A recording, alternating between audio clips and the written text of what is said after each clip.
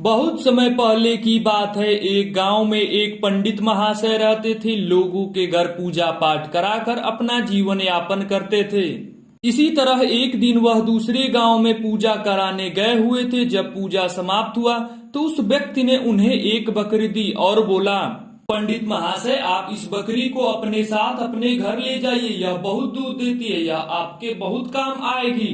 पंडित महाशय बकरी को अपने कंधे पर उठाकर जंगल के रास्ते अपने घर जाने लगे। जंगल में वह कुछ दूर पहुंचे ही थे कि तभी 3 ठगों की नजर अचानक उन पर पड़ी।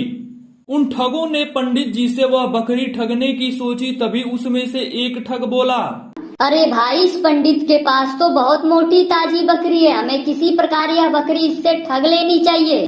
उन तीनों ठगों ने मिलकर पंडित महाशय से बकरी ठगने की योजना बनाई और एक ठग पंडित जी के पास गया और बोला, अरे पंडित महाशय, आप अपने कंधे पर यह कुत्ता उठाकर कहाँ ले जा रहे हैं? क्या जमाना आ गया है?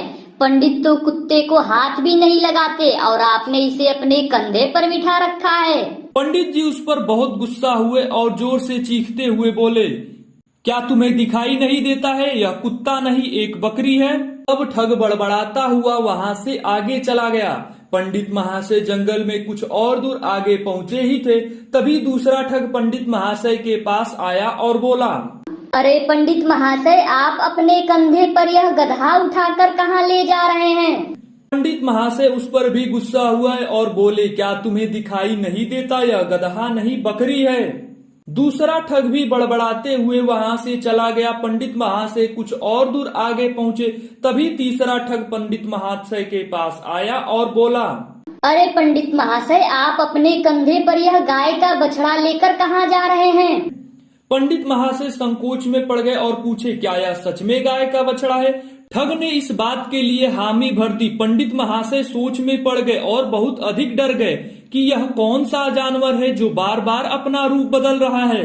पंडित महाशय ने तुरंत उस बकरी को जमीन पर फेंका और अपने गांव की तरफ तेजी से भाग गए।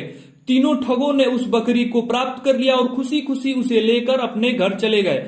तो बच्चों, इस कहानी से हमें क्या सीख मिलती है कि हमें दूसरों की कही हुई बातों पर कतई विश्वास नहीं करना चाहिए। हमें अपना खुद का दिमाग लगाना चाहिए और उसकी सत्यता जानने का प्रयत्न करना चाहिए। यदि ये कहानी आपको पसंद आई हो तो इस कहानी को लाइक कीजिए और इसी प्रकार के हिंदी कहानियों के लिए चैनल को सब्सक्राइब जरूर कीजिएगा।